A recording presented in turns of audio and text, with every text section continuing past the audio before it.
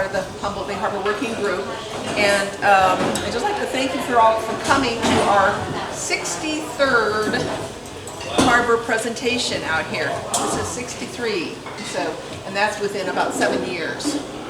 So anyway, it's my pleasure to introduce Lynette Mullen, who is the owner of Projects Delivered. She's presenting today on Nordic Aquafarm's plans to create a land-based fish farm on Harbor District property out here on the peninsula. She's an independent project manager, and she's in business for 12 years, and she's worked with local government entities, nonprofits, and businesses, the whole gamut.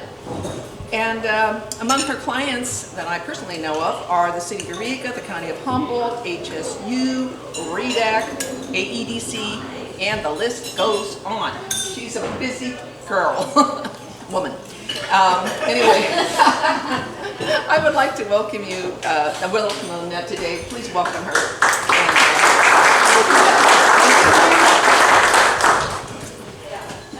Good afternoon, everybody. If you cannot hear me, I have a couple of plants in the audience to go like this if they can't hear me, but if you can't, please do the same.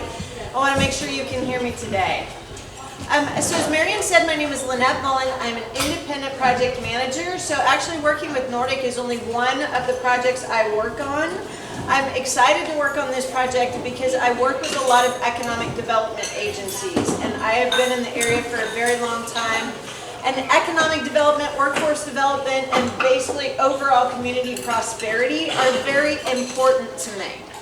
And Nordic seems like a wonderful opportunity to support those goals. So I've been very excited to be working on this project. So as community liaison, primarily my job is to identify stakeholders and groups that are interested in learning more about the project, people that may have concerns about the project. You know, environmental groups certainly are looking at environmental impacts and that sort of thing, as well they should. And then doing presentations like this when I get the opportunity. So thank you again for the opportunity today. At the end, I'm thinking for the most part, it would be good to save the questions to the end. But if you are like me and you are afraid you will forget your question, then go ahead and ask it. But otherwise, we'll wait to the end just because the presentation may help to answer the questions that you've got. So Nordic Fish Farm. So Nordic is looking at a land-based facility to grow fish in Humboldt County. And part of the question is why? Is this a viable industry? Is this something Humboldt should be interested in? And why are the investors interested in this project? The U.S. population is expected to grow by 60 to 80 million people in the next 3 decades. That is a lot of people. They're going to eat a lot. We do eat a lot. We eat a lot of seafood, and the demand for seafood is growing. So about 90% of the seafood in this country is currently imported. And I had no idea that that was the case. So we are a huge consumer of seafood, but most of that is imported, and then 50% of that, at least 50%, is farmed. So we are already consuming farmed fish, and that's an important thing to know. Our wild fisheries have had some struggles, and so in some ways it's good that we've got this farm product to kind of balance that out, but we'll talk a little bit about what that farming has looked like in the past. So what this means with the population growing, we are importing a lot of our seafood, and the demand for seafood is growing, is that we need to manage and maintain our existing fisheries, wild fisheries as well as domesticated or controlled fisheries. We need to scale up aquaculture because we can't put additional demand on our wild fisheries. We can certainly keep fishing sustainably. We can build and keep that healthy, but we really do need to come up with other ways to meet our demand for seafood and protein in general. And then we need to address the environmental concerns that we have with farmed seafood products using strict environmental standards. So this is what farmed seafood, farmed fish in particular, generally looks like. This is where it comes from. So this is a sea pen. And again, this is was kind of a new technology to me when I started working for Nordic. So basically it's kind of like you think of a cattle pen or something else, but it's in the water. But the movement of the fish is restricted. The feed is basically thrown in. There is no way, because this is open water, to really control what is coming in and what is going out. And you can see how that might be problematic. And I'll show you the facility, the Nordic facility, in a moment, but it is important to note that Nordic Aquafarms, that's what NAF, removes and recycles the nutrients. So they clean the water as it's being used to raise these fish, where you can see that's really not possible to do in a pen. They treat all water coming in and out for pathogens and bacteria. Again, it's kind of open here, so there's no way to really control what the fish are exposed to, nor is it possible to control what the fish are exposing the wild populations to, which is another issue. They have extensive barriers to prevent fish escape. And you may have read up in Washington not long ago, they had a sea pen that was compromised, and farm fish were able to get into the wild population, which can cause many problems. They do not need a Nordic Aquafarms, because it's a controlled facility, does not need to medicate or use chemicals to treat for sea lice, which is something the sea pens apparently, and I don't know much about sea lice, but I know we wouldn't want to eat it. And so even in the farm facilities, they're trying to control that. But because Nordic controls everything, they don't need to use those medications. They develop on private property. So this belongs to all of us. Nordic secures private property on which they raise their fish, and they control it there. And then they source healthy non-GMO ingredients for feed, and that varies in the sea pen industry. And again, because these are open, they really can't control everything those fish are ingesting, or everything that's in the water that may also affect the fish. So there's quite a difference between that, and this. So this is Nordic Aquafarms in I believe this is the the Norway facility. So as you can see, it is fully contained, fully isolated. Nothing is getting in or out of there that they do not control. And to give you a better idea of what this looks like, so in a lot of ways, it's kind of like an aquarium or a lap pool for fish. The fish are in these round tanks, and I'll show you another schematic that shows kind of from egg to harvest. But basically, as the fish are growing, they are put in these pens. These are I have a pointer. Hold on. Look at that. So these are wastewater treatment facilities. So basically, each one of these units has its own mechanism for keeping the water clean. That water is filtered continuously as the fish are being raised in it. These can move, and so what they do is, as the fish when the fish are small, they like to school, they like it kind of tight, but as the fish get bigger, they can expand these so the fish have more room to optimize the amount of room the fish have. The other thing about this is the fish are able to constantly move around, which is better for the fish. You notice sea pens, right? If you picture fish, how are fish going to be healthier when they're kind of trapped and kind of bumping up against each other, or they're able to move around constantly like this? And I'm still kind of getting used to talking about these fish as like a product, but really when you think about seafood and you think about fish as a product, certainly having fish that are raised like this until they are harvested, where they get the exercise and the movement that they need, is going to lead to a healthier product, a healthier fish, and ultimately a better seafood product in the restaurants or wherever you're consuming seafood. So one of the next questions, why here? Why on the West Coast? So Nordic Aquafarms is looking at two facilities. The first is in permitting right now in Maine. And what they looked at when they looked at the U.S., so they've got facilities in Denmark and Norway, but when they looked at the U.S., they really realized that the two primary markets are on the coast. And so that's what they're looking at. They want a fresh product. They don't want to freeze their fish. And so they want to be within 12 hours driving distance to the markets that they are targeting. There is, I don't know if you've heard, but there is another fish farm that's locating in Florida, and they plan to fly their fish across the country. These guys don't want to. So like I said, they're permitting here in Maine, so they'll serve this area. And then on the West Coast, they really want to serve from Seattle all the way down to Los Angeles, Vegas, San Francisco, Portland. So there's a lot of market, 50 million consumers on the West Coast.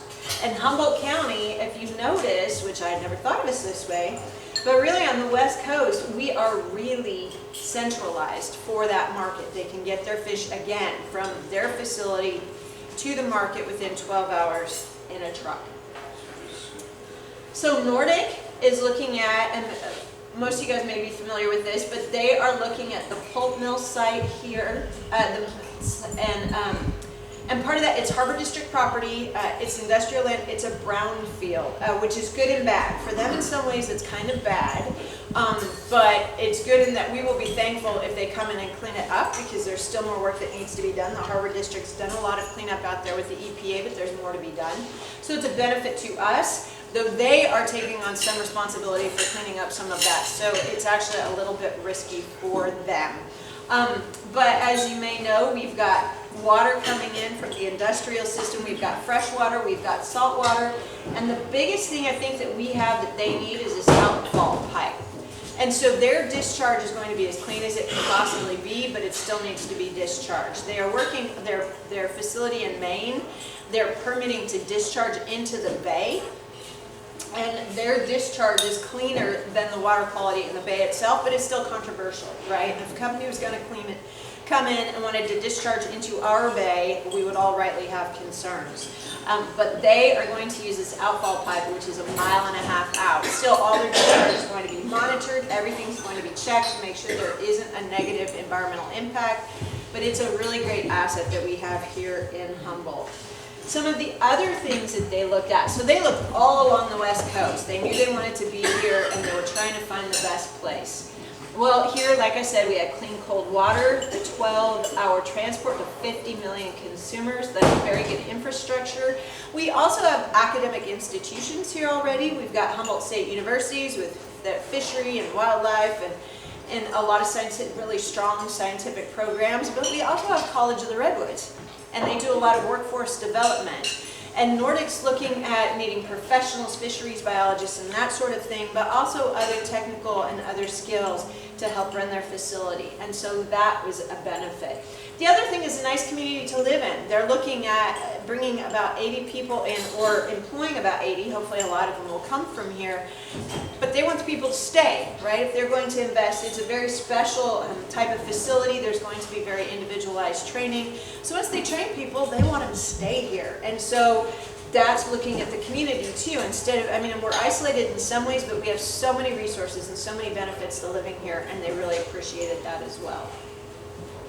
So this gives you a little better idea of what the finished facility will look like. This is based on the main facility, and so building one is the grow out. So Nordic, and I'll talk a little bit more about this in a minute, but they raise their fish from egg to harvest and processed fish. So they basically need little baby fish nurseries. So they've got that on site. They've, let's see if I go to the grow out modules is where those baby fish start growing. The smolt baby fish, and then they basically stay here, and it takes up to 2 years to grow those fish to market size. So it's a really big long-term investment when they're putting this together. They also do the processing on site. So literally it's from egg until that fish goes to market. Everything is controlled, everything is on site. In Maine, they're looking at developing a visitor center and a fish pond. They are still in discussions with stakeholders and still want to talk about things that they can do. They want to be good community members. They really want to contribute and help strengthen not only our market, but our community. And so there may be an opportunity for maybe a visitor center. They've also been talking to people about the hatcheries to see if there may be something that can be done there. Commercial fishing, is there something to strengthen that industry, because they don't see themselves as competitors. With 90% of seafood currently being imported, that's who they're trying to displace. That's the market that they want, because they won't have to fly their fish in. Their fish would be fresher and would have less of an environmental impact than the fish that's coming in now. Some key facts about the Humboldt project. 100% land-based. Again, everything is contained. Folks worry sometimes about fish escape, contamination, crossbreeding with the wild fish. That literally is not possible. It would, if you picture an aquarium, it would require the fish to get out of your aquarium, walk out the door, find a lake, and jump in. Not going to happen with these fish. It's just not. But people worry about it, and that's fair, and people need to keep asking questions until they feel comfortable with this facility and knowing that that is true. Fully traceable, like I said, and that's very important from feed. They know exactly what goes into those fish the entire time too, which is also very important. They are looking at, by the time they're done, investing about $400 million here. And I have to admit, even once they'd hired me for the first couple of months, I'm like, really? Here? For it? Really? But yes, I mean, it's a viable industry, it's a growing industry, and really we've got the best location on the West Coast.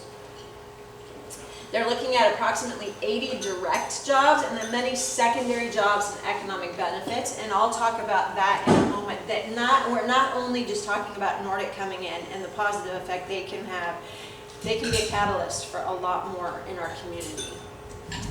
The ultimate capacity is 2,700 metric tons a year. 27,000, sorry. 27,000 metric, I mean, that's a lot of fish. I can't even picture how much fish that is. But it's a lot of fish that will be going out of here. And a made in California seafood product, and it's a made in Humboldt seafood product actually, but that's a big deal too. Consumers are getting more particular about the food they eat. They want to know where it comes from, what goes into it, how it's processed, all of that. And Humboldt's already growing a really strong food brand. We're known for anything from hot sauce to beer to you name it. I mean, chocolate. I mean, there's a lot. And our oysters, I mean, there's a lot of seafood that we do already that does very well, and so this would just be another product. So again, land raised, and this is a picture of the fish. It's a beautiful fish. This is not the fish that they would be raising here, but this gives you an idea of the quality of the fish. Sustainable natural diet, no sea lice meds, like I said earlier, no antibiotics, which is really important, and that's again because they control everything coming in and going out of the facility. These fish are isolated. So if you think of like an aquarium and you're totally controlling the environment, that is what they're able to do here. Exercise, lower fat content, and firmer texture, like I said, so you end up with a really high quality fish. So I talked earlier, they've got 80 direct jobs that they're looking at, but there's a lot of other opportunity and benefits, and I just encourage people to think about this, especially if you're involved in economic development or just what's going on in the peninsula or other development here in the community. Of course, upstream is the construction. I mean, this is a big project, like I said, up to $400 million by the time it's done. Anything from engineers to construction workers to environmental professionals. I mean, there's just a lot of opportunity for a lot of people to benefit as they're building the facility. Feeds even. So something apparently, again, I'm learning, but the fish food market is continuing to evolve. Apparently in the past they've used a lot of fish meal, which actually requires them to harvest fish in order to feed the fish, which doesn't make a lot of sense and doesn't have a very positive environmental impact. One of the things that seems to be growing is insect meal, which is insects, which is more along the lines of the fish's natural diet, and so they're looking at, that's a possibility. They're looking at growing something like that, at maybe using something like that. Algae, there are other opportunities, and there's nothing to stop a business here locally from exploring that or developing something here maybe. The aquaculture production, many species possible, but really the two that they are looking at is either Atlantic salmon or steelhead. They have not made a determination. Part of it depends on the market, part of it depends on the regulatory agencies and what the officials say they are able to produce. And part of it also honestly depends on the community. Atlantic salmon, there's an existing market for that. They would be looking at displacing imports, but there is concern that they would be competing with the commercial fishing industry here. So those are conversations that are still happening because they don't want to do that. They don't want to take the existing market away from our commercial fishermen. They want to add to this industry here in Humboldt County. But then one of the other opportunities is downstream. So they are constantly filtering the water. And if you've paid attention to any of this, fish waste and nutrients, so it'd be the food that the fish don't eat and their waste, they pull that out constantly. That can be dried, it can be used in fertilizer. There's a lot of ways that can actually, it can be used as biofuel, so if you dry it enough, you can actually burn it. So there's a lot of opportunity to use the stuff that's coming out. And then you've got the fish heads and eggs, I think they call it. So the bones and that sort of thing, and that can go in pet food. Fish oil can be extracted from those types of products. So there's a lot of opportunity here in the community to build off what they're doing. And frankly, they're doing a lot of development on the peninsula too, and there's a lot of other businesses that I think will develop from that can capitalize on the infrastructure that's being developed for this particular project. So where are they right now?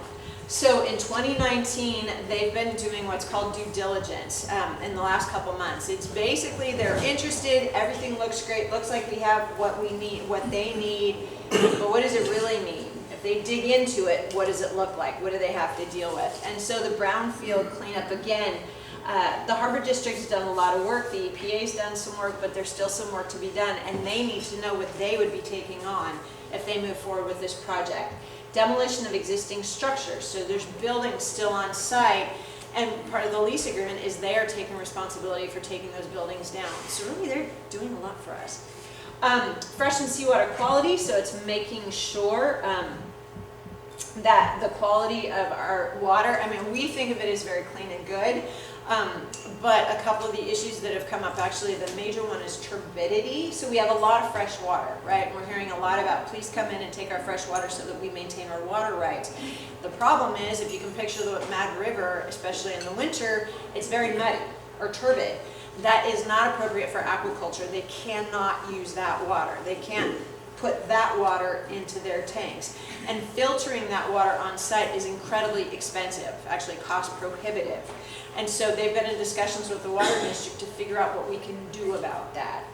The other thing that is an issue is we have that industrial infrastructure because we used to send so much water to the mills out there, but that infrastructure hasn't been used in years. And so it's going to require some funds just to bring the infrastructure, not only, and that's not even talking about cleaning the water, but really just to make sure that we can get it out there reliably to them, is going to cost close to $3 million. And so those are considerations we need to see, because we can't expect Nordic to come in and pay millions and millions of dollars to fix these things for us. But yet it doesn't mean that we've got the money and can fix it ourselves. So we're looking at other funding opportunities, we're looking at what we can do. And so for folks that may have heard, and it was unfortunate, but there was some publicity, online newspaper, the Times Standard, the headlines were that Nordic was looking for financial incentives to come in.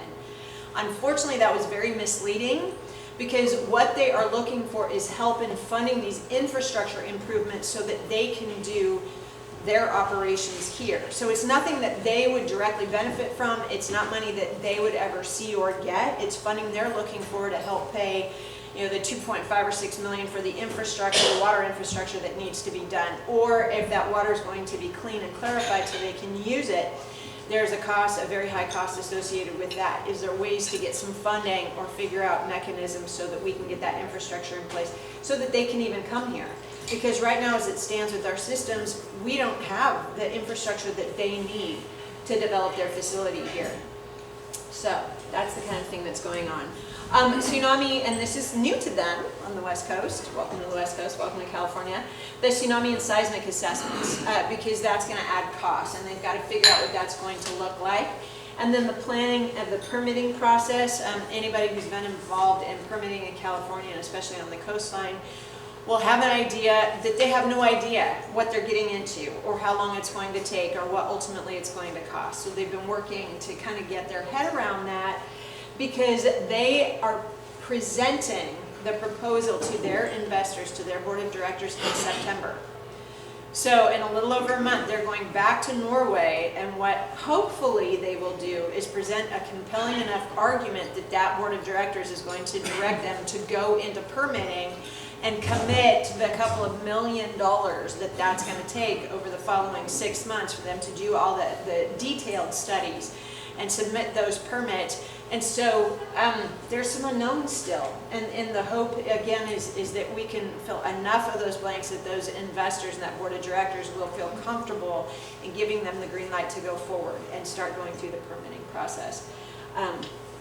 And so if that happens, then in the next year, they want offices and permanent staff in Humboldt. They're going to start working on the specific blueprint or layout for their facility, the site civil engineering, CEQA, and submission of permit applications. And they're hoping late next spring or early summer they can be submitting those applications. And then we'll see. So kind of big picture, final due diligence this year. 2020, the application's complete. And then, and I have to admit this, when they started this process, they were saying, oh, well, we'll be ready to start constructing, if we submit the permits in 2020, we'll get them in 2021, and we'll start building this thing.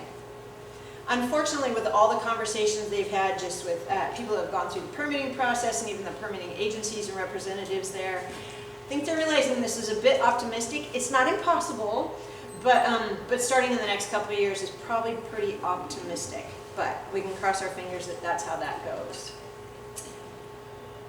Once they do get started, though, this is kind of exciting. So after 14 months, they can at least put the eggs in, so they don't need to have everything built out before they can start production. And like I said, it takes about 2 years for those fish to get from eggs to harvest. So the sooner they can get them in, the sooner their investors, frankly, will be able to see some sort of return on the millions and millions of dollars that they're going to be investing in this facility.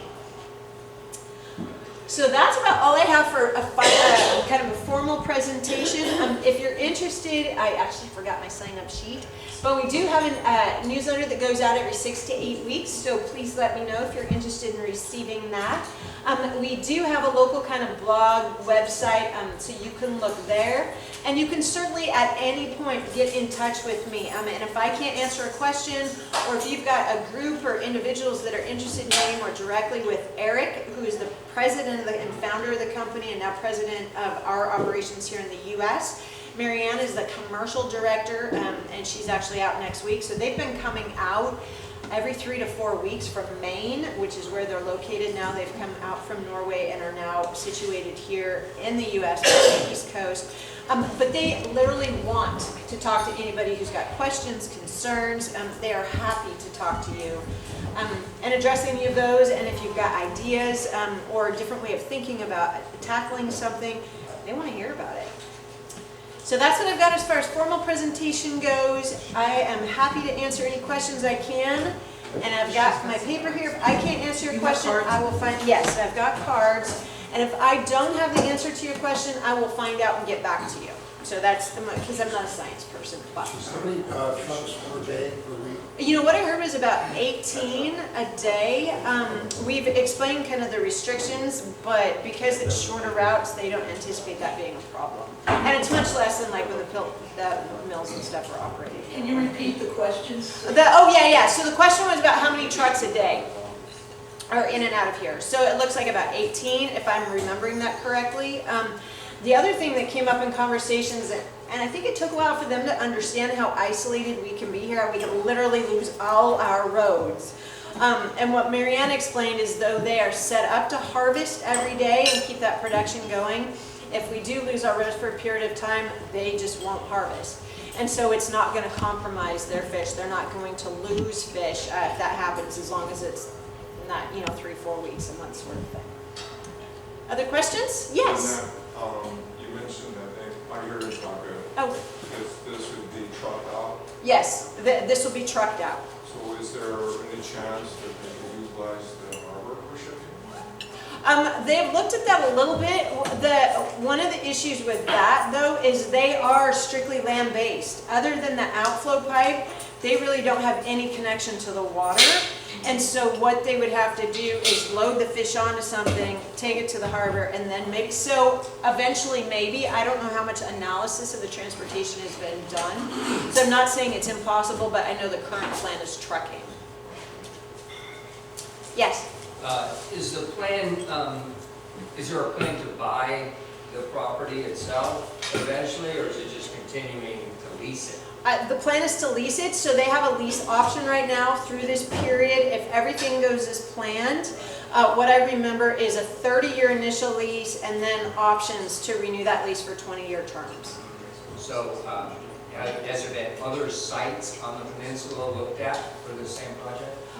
Not that I'm aware of. I mean, they have settled on this site. They've been working with the Harbor District.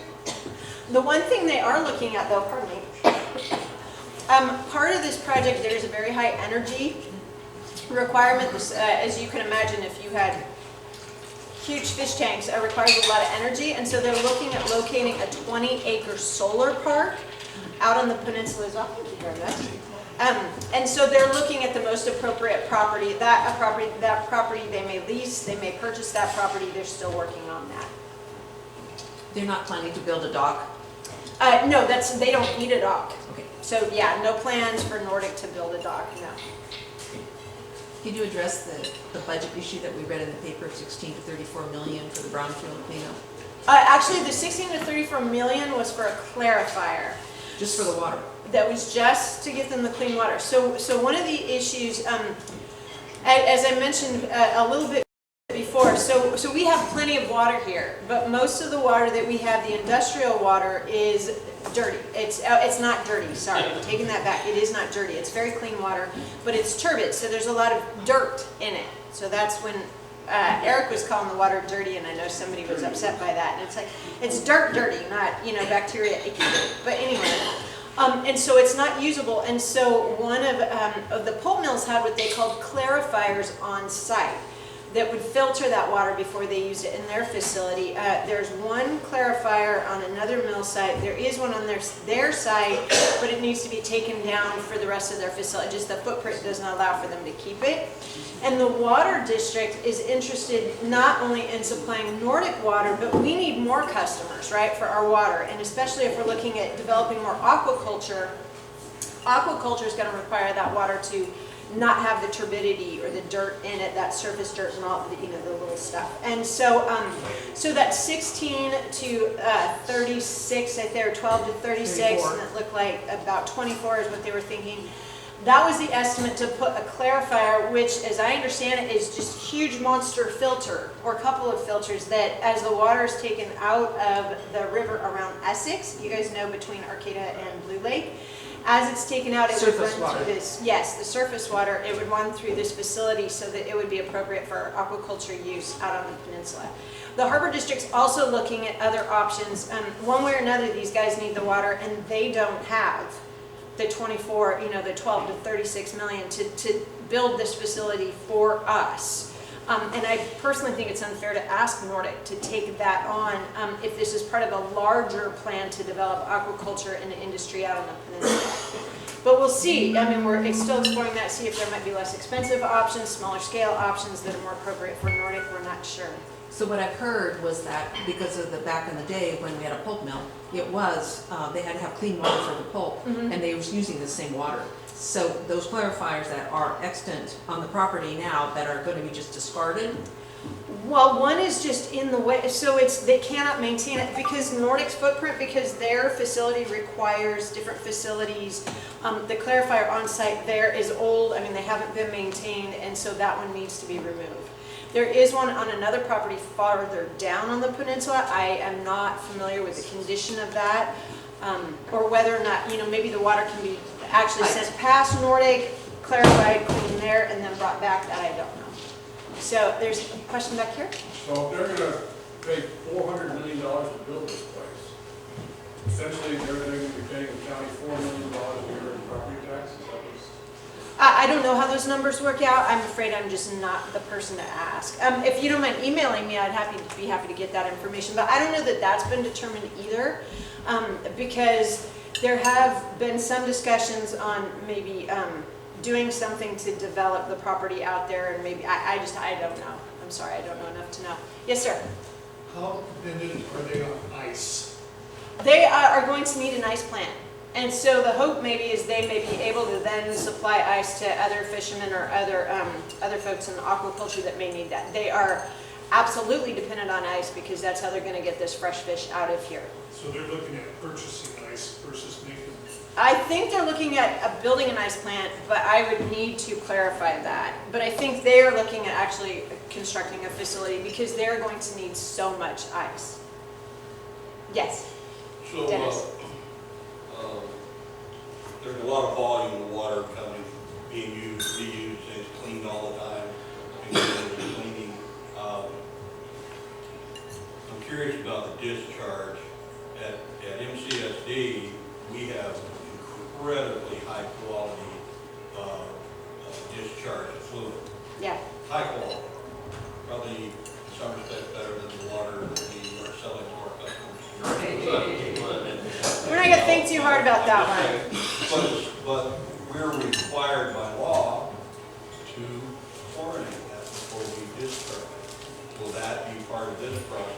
Will it have to be chlorinated before it's discharged? My guess is no, because there won't be human bacteria. And I know nothing about this, so I'm just talking off the top of my head.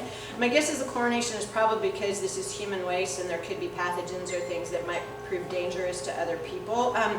This is filtered, it's filtered coming in, the water's filtered coming in, and then filtered out to 0.5 microns, so it actually filters out bacteria. We're even better. I'm just So as saying far as I know, that's something that I don't expect you to know the answer. Right. But it's something that certainly, we are actually talking to the Water Quality Control Board next week, and they will be dictating. Ultimately, some of these agencies are frankly just dictating what Nordic has to do and what sort of thresholds they have for their effluent or other things. So they will be letting us know. Question? Maybe you said this already, but how many gallons of water a day is Nordic going to be using? So my understanding is it's up to 2 million of salt water. So they need both salt and fresh water for the fish. And there's what the Harbor District calls a sea chest. So there's basically a well in the bay that's salt water, and it's going to be up to 2 million gallons a day there, and 2 to 2.5 million gallons a day of fresh water. And then they mix it to optimal mix for the fish. Has Nordic talked to the Water District about it? Well, let me just mention, my understanding is that the Humboldt Bay Municipal Water District can produce, or used to produce, 75 million gallons of water a day. And 60 million of that was pretty much devoted to the pulp mills. Actually, it was like 56 million. Each of the pulp mills had a 2 million gallon a day call on water if they needed it. Yeah. Okay. But there was 15 million gallons a day of water available for domestic use within the district. I don't know how much water per day or how much of that 15 million gallons a day is being utilized now. Not much. So, and that's part of the issue. Well, the domestic water, I'm not sure, but it's chlorinated, so Nordic can't use it. So the situation as I understand it with the water district is they have 4 of what's called rainy wells. And so these are deeper into the riverbed, and so there's natural filtration. And at least three of those are used for domestic water. So it's cleaner coming in, and then they chlorinate it, and then they distribute it. So Nordic can't tap into that. There is one rainy well that is not chlorinated, but is cleaner, but it's not enough to supply them. So the only way for them to get the amount of water that they need that is not turbid but is non-chlorinated is the surface water. Yeah, which is really unfortunate. It seemed like, I'll have this gentleman here and then back here. Yeah, I had a question on labor. We've got quite a few projects in the past for economic development. Building trades went to bat for some of these companies, and then they, carefully turned their back on the local community and brought in construction workers from Europe to build their local brewery across the bay. I was wondering, will they be bringing their own workforce in, or will they put it out for local bid? And can they commit to hiring local apprenticeship programs to local apprentices? So, it's really important for our training for our future. Absolutely. So they've been talking, I've worked with Jeff Hunterlack for a couple of years now on a couple of different projects, and it was so funny, when I started working for Nordic, I was warned by somebody, Jeff's coming after, Jeff wants to talk to you about that project. And I was happy about that because Jeff works really hard, and there are others that work really hard to make sure that local folks get the jobs when the jobs are available here. And Nordic has been talking to him and talking to others since the beginning. It's going to be prevailing wage. They are clear that they need the best. And that local, and that they need local, and in part, local makes sense, frankly, because they don't want to bring laborers in because that's more expensive. But they also want people who know what they're doing. And so yes, they are very, very interested in hiring local, not only during the construction phase, but then once the facility is built and on site. They do recognize that there may be specialized expertise that we're just not able to find here. So in that situation, they will have to go where they can find the talent, but they don't want to do that unless they're forced to. And they've really been clear on that since the beginning. Thank you. Yeah, thank you for asking. This gentleman here first in the hat. So, getting back to the clarifier. Yeah. I mean, it would almost seem like, the harbor, the water district isn't really capable of owning up and building a clarifier. Right. So if Nordic is coming in with all this money, why wouldn't they build a clarifier and maybe sell that clarified water to the district? Build a clarifier on water district property? No, build it on the lease facility out here at their site. Oh, I don't know that they've looked into that. Actually, that's something to look into. No, and it is, the reality is that, yeah, the water district at this point doesn't have the funding. The problem is it's easy when we think of a company coming in as a company having deep pockets, being able to spend however much money they want. But the thing to remember is they have investors that if they're anything like me, even if you're looking at a bigger project that's expensive, you still don't want to spend any more than you have to. No, but the point is they would have another product. If they could recover that, and actually that's not an option that's been talked about.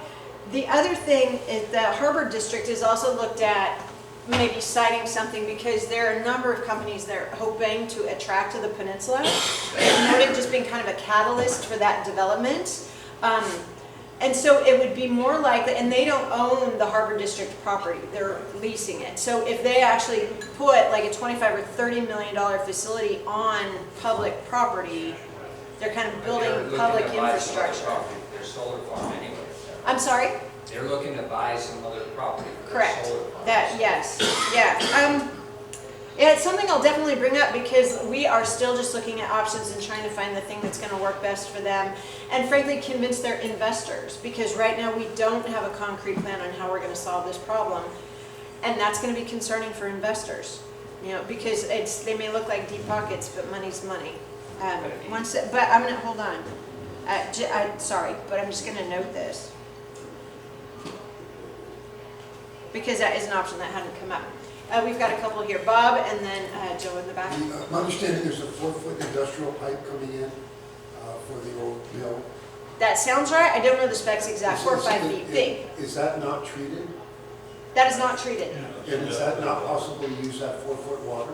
No, that's the infrastructure that would bring the water out to the peninsula and used to. So that exists. And that water's coming from the surface or from that one?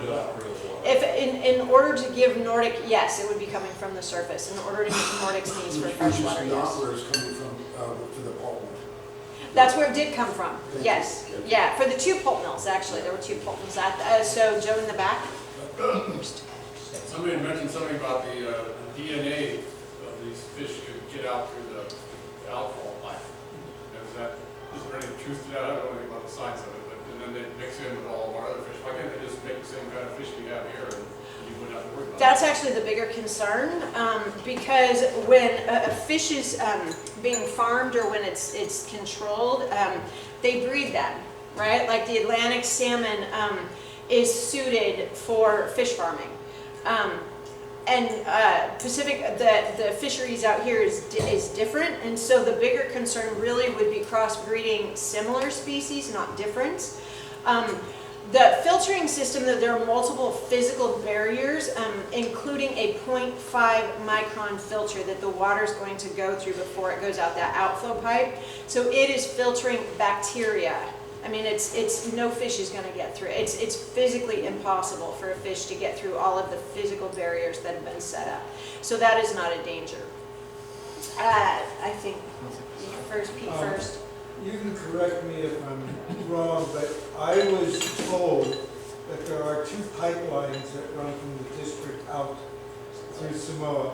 One is the industrial water, which is unfiltered, as she's talked to. And the other is the smaller pipe that has the domestic water supply that continues out to the water district, the municipal water district. You have to think of the official name of it. So, and that runs under the bay and then up on the other side and goes to that. So, and then the town of Samoa gets it from that treated system, which is subsurface as opposed to the surface. The other aspect of it is a conversation with somebody from the water district said that they do have some land across the river near the rainy wells that may be an initial site to do some of the filtering, which the economics of the processes is better to transport that water rather than all that water and then deal with all the ramifications. So there's a lot of things that due diligence on a lot of people's part have to be done on this. And for them to take charge of the whole industrial water source when they're using a small part is a bit of a burden, but they can be the catalyst for that infrastructure upgrades if necessary. Absolutely. Well, if I can add on to that real quick, I think one of the other reasons that the water district is looking at siting a clarifier up at Essex rather than on the peninsula is it then allows them to distribute that water, that less turbid water, to any customer. You know, so if they were just looking at developing on the peninsula, then great. You could have it out on the peninsula and that would be great. But if the water district has it further up, then they can send that water north, they can send that water south. It just it opens up the opportunity for more industrial development. So I think that's one of the things that they're considering. And again, you're right. Nordic's really a catalyst for these conversations. I mean, they'd happen to a certain extent, but it really, my sense of it, and I could be wrong here, but my sense of it is they weren't really on the ground, what do we need, how much do we need to get this all done sort of conversations. And so Nordic coming in has really prompted that. And I think Dennis was next, and then I'll go to you, Mary. So just three things. One's kind of silly, but 5 microns doesn't mean anything. Did any of you watch Jurassic Park? Just say it. Okay. There is some truth in that. But it's smaller than a piece of hair. Nature finds a way to do its thing. Anyway, as far as the clarifier, it is absolutely better on as close to the source as possible. Okay, period. That makes sense. Second of all, MCSD is a union member of Humboldt County Municipal Water District. And I can tell you that as one of 7 union members, we ain't gonna pay. Our customers are not going to pay. Right. They're not going to be supporting of paying anymore. So, this operation is going to have to pony up some, and you're going to have to get politically active to get grant money, other types of investment type money to get this done. Yes. If you're counting on Humboldt Bay Municipal Water District to sell this to the munis, use it for years. Not going to happen. I hear you, Dennis, loud and clear. Clarification. My last thing I want to say is to the jobs. We, all of us, we put pressure on the people out there that are going to sign this contract, that not only is it prevailing wage, but it's going to be local, union, and apprentice. And we can force that into the contract. They write contracts any way they want, so let's not let them off the hook. You're not going to find an argument there, I can tell you that already. But yeah, so push them all you need to. That is what they want to do. Mary. 2 things. When I was on council, I was one of the delegates to the Humboldt Municipal Water District Task Force. And I remember at one of the meetings, and I'm not sure who else, if Dennis was part of that or not, but they said that they had spent $10 million researching and trying to find a way to sell their excess water before the deadline happens when the state takes it away. And they were doing the research to try to ship the water to Mendocino County and elsewhere. And they had done, I think they said 10 million in research. And if I'm not mistaken, at that time I went, whoa, that's a big amount of money. And then that's when I introduced the concept that maybe that if we do get the east-west rail going, that it would be a benefit for everybody that's going to develop out here on the peninsula for shipping, to have alternate shipping for both the fish, for bringing in turbines, for import and export, not relating to, you know, Green Diamond or those kind of things that have to be done just by ship. Anyway, that's a lot of money that they spent just on studies. And if that's true, I know, and if that's true, then that's. Hold on, that's absolutely not correct. How much did they say they spent? We spent some money, we've been working on this for a long time, we've been on that task force. I can't, that's ridiculous. I thought it was, I'm sorry. No, that's whoever say. Well, we could verify doesn't that. have any- Anyway, the other thing that we spent some happened. money, but no. Okay. The other thing that happened was Larry Otker said in, I think it was an article in the paper, that the taxes from this project will more than pay for any investment in cleanup a water supply. And I don't know, if this is a wholesale business where there's no retail sales tax collected, then it would only be property tax or the money from workers who are buying stuff in the community, the 80 new people. I mean, so that doesn't make sense. I can't speak to what Larry was talking about there, I wasn't there, and he It would was have in the to answer paper, that question. so you Yeah. guys should vet Yeah. if people are saying things that are absolutely fictitious, because he said that taxes alone will pay for this. 2% And I don't remember of seeing that or 400 million, or, 4%. of, I mean, excuse me, Yeah. go ahead, Pete. We don't get much, you know, for the property tax. And then we get 15% of that. One of the issues there that I understand, and I would love that, if the property tax coming off the peninsula just went to pay for infrastructure, I think that would be great. But then that is diverting that revenue from other potential projects in the county. You know, that would be a question the Board of Supervisors, I think, would He have just to said explore. taxes. And I can't Is it a tell you retail what he or a meant. wholesale business? It's wholesale, it is not retail. I doubt they're going to do any direct to consumer. Yes, sir. What's the, there was talk about cleanup of the contaminated soil. What's that gonna cost? Don't know. Sampling is still being done, some additional sampling. So the EPA had a plan, and Nordic actually asked that they expand that. And then they're doing some independent sampling using their own consultants as well. Part of it is just the health of the property. They want to make sure if they are that if they're going to site there, that there's no possibility of frankly, their fish being damaged or hurt in any way by any environmental issues that they may have out there. But part of it too, I think, is just being responsible in that if they're going to start building, you know, what potential impacts could that have? Could they be disturbing something and in that way or needing to clean something up or that sort of thing? So they're not sure. And the cost, and that's part of the due diligence, really, they need to know if they're getting into the site, if they're taking that on, what is it going to cost? Because that will be a part of the project. And ultimately, really, they've got investors, right? So ultimately, these numbers have to make sense. You know, it doesn't matter whether you're putting $100 in or $100 million in, you still want a return on your investment. And so really that's what their investors are going to have to look at, and that's what the argument in September hopefully is compelling enough to convince those investors that whatever cost there is associated with the developing here is worth it. The county, at the Board of Supervisors meeting last week, the county board seemed to direct the staff to try to figure out, or put a task force together and figure out what state and federal funds might be available. Again, it's the infrastructure. Just because that infrastructure, I mean, that that $12 to $36 million is a huge price tag, right? And could be enough for Nordic to say, you know what, we needed clean water. We were told there was clean water. We can't get it without another, $24 million. That doesn't work for us. The county's recognizing that this project is, and I'm not saying it's in jeopardy, but potentially if we don't solve this problem. And so county staff, not only to help Nordic, but I think bigger development on the peninsula.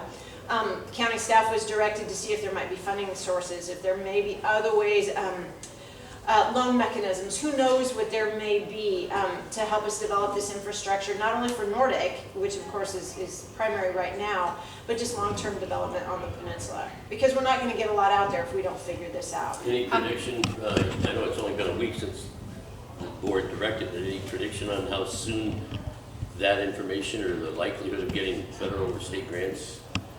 Scott Adair is given 45 days to come back with a report to the soups within 45 days, and I know he's working on it already. So let's have one more question. We'd like to get out of here by. Oh, yeah. Oh my gosh, I didn't realize what time it was. Yeah. Yes. Marion's got to pick if it's the last question. Well, is it important, really important? Well, I saw on the board that there was about the earthquake and tsunami, and what about sea level rise also? Sea level rise, earthquake, and tsunami, those are all important considerations. Those are things that are also being researched right now as part of due diligence.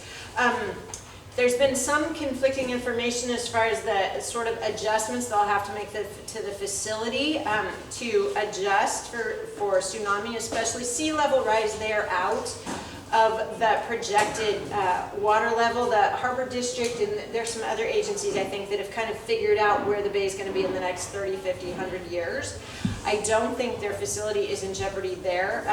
But tsunamis, of course, are something that they need to worry about. Earthquakes, I mean, if they're putting $400 million here, they want that building to stand, even through an earthquake or a tsunami. So they're working on that as well. We could take one more from the Yes. Related to that. Yeah. In March 2011, we had a tsunami here from Japan, and it wiped out Crescent City Harbor in Santa Cruz. But the bay provides some protection, the peninsula.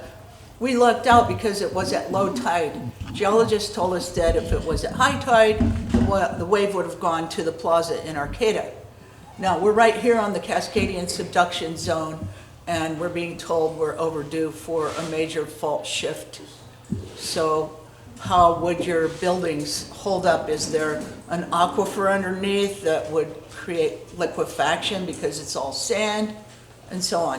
So, those are questions. Again, they're still looking into that. Basically, they're going to have to adhere to building code, and what I've been told is the 2020 building standards will incorporate tsunami mitigation.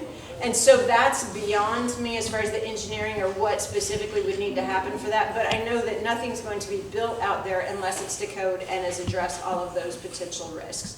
And that's what I know right now. Is they move further into the process, certainly they'll have to get more specific on what those building specs are going to look like to reassure not only building officials but also their investors that that building's going to stand. I think if you have more questions, you could just ask her directly. Is that okay? You should do all the presentations, because your guys don't do a very good job. You do a good job.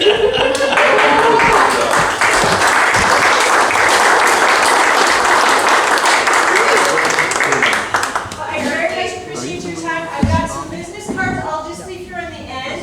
You are welcome to reach out anytime, email or phone. Marion does have an old view. Larry does too, so you can always track me down another way. That's probably easiest. Sid, come and ask her whatever your question is.